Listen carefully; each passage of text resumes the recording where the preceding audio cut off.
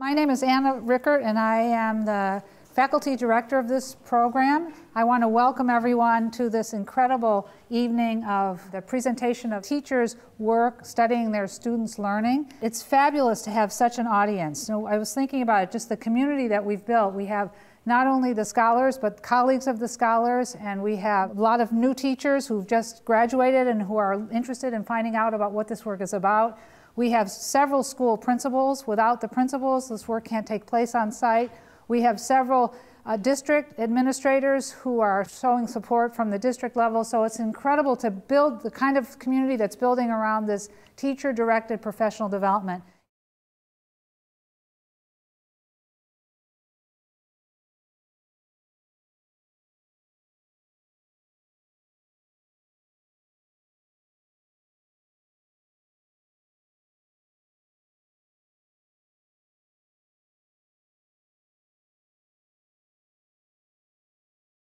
What this study is about, I call it reading spaces.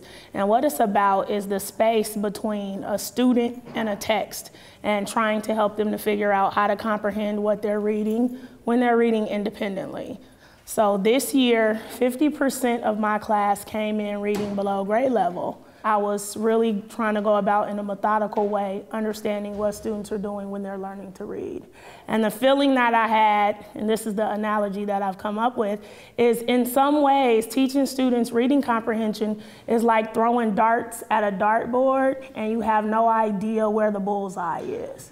So you're just coming up with a lot of lessons, a lot of mini lessons, a lot of, graphic organizers, but you really have no idea what each student needs in order for them to understand the text that they read. So one of the main discoveries was if you ask students to think while they're reading, they will think while they're reading. So just saying, I want to know what you're thinking. I want to know, how you're processing the text. All of a sudden, I have more active readers. And then it gave me, as a teacher, a way to come up with targeted lessons to teach individual kids and to teach individual groups of kids with common problems, ways that they could go about understanding the text. And what I found it to do was really to give the power over reading back to the students.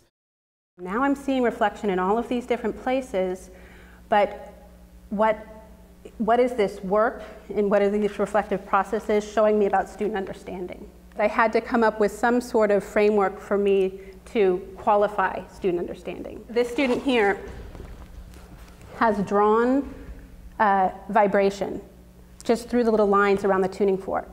So we talked about sound as coming from vibration, and this tuning fork enabled the ping pong ball to go flying off into the air, and her understanding of sound related to vibration, and she was able to represent that through this illustration. And by the end of this semester, when they were coming to the rug and taking off their shoes, by the end, they were coming to the rug and their hands were shooting up because they knew they would have an opportunity to share their learning.